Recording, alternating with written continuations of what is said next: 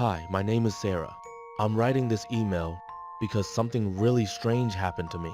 I live in India, and this happened about 2 years ago. When I was 16, I live with my parents and two older brothers. In our neighborhood, there are only about 10 houses, built in the same style, two-story houses. My parents and I sleep on the first floor, and my brothers sleep on the second. So it was just like any other morning. I woke up, and my mom and older brother, Ali, were talking in another room.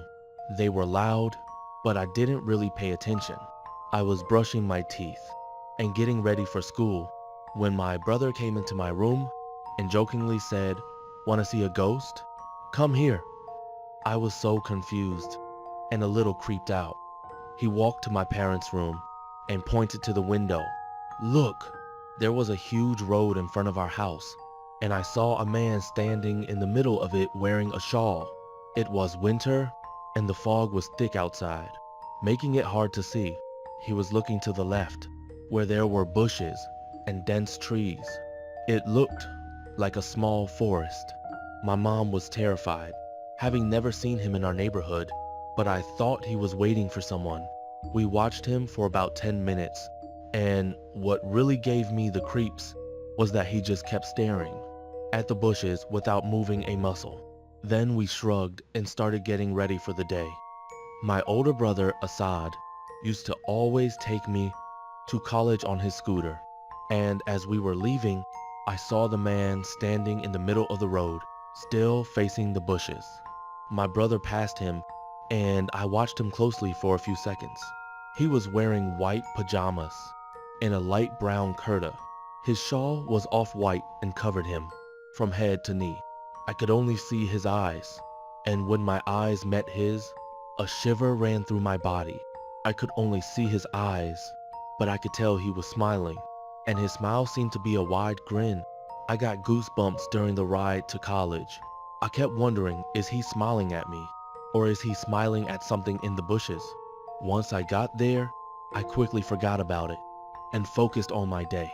I left the university around 3 p.m. and rode home on a three-wheeler, a vehicle similar to a taxi. I was on my phone the entire ride, and as I neared home, I thought of the man. I looked outside and saw the same man still standing there in the same position. The thought of him standing there for 8 hours in the winter without moving a muscle was mind-boggling. I was horrified. The driver was driving in the opposite direction, so I couldn't see his face, only his back. I wondered if he was still smiling. I went home, ate, and slept. I woke up around 10 p.m., the time my dad usually gets home from work. My mom and I were talking about the day, and I had completely forgotten about the man. Then my dad arrived and told my mom he had been standing there since morning. I ran to the window, and sure enough, he was there staring at the bushes, not moving a muscle. Before coming home, my dad went to the man and asked him why he'd been standing there all day, but he didn't say anything. We were all so confused as to why he'd been standing there all day, especially in the winter. After dinner, before bed, my dad told us to lock all the doors and windows. He didn't usually say that, so I figured it was about the man. I locked everything and double-checked to see if he was still there, and to my surprise, he was. We went to bed, and the next morning, I was eating breakfast and watching TV when I suddenly remembered the man. I looked out the window, and he was gone. He hasn't been seen since. We were all horrified by it, but after a few days, we all collectively forgot about it. I asked countless questions like, why was he standing there? Why was he staring at the bushes? Was there something in the bushes?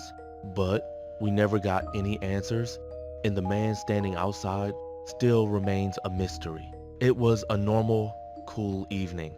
My mom and I were heading to Kohl's Articles to buy some new clothes for me since I had outgrown my old ones. We walked in, and at first, nothing seemed out of the ordinary. At one point, I grew bored of looking at clothes, so I told my mom I was going to explore the store on my own. She nodded and told me to stay close. As I wandered off, I noticed a woman. She was dressed in all black, with long black hair, and she was staring right at me. Her eyes were wide open, black eyeliner streaked down her face. Her eyes were so wide it looked unnatural.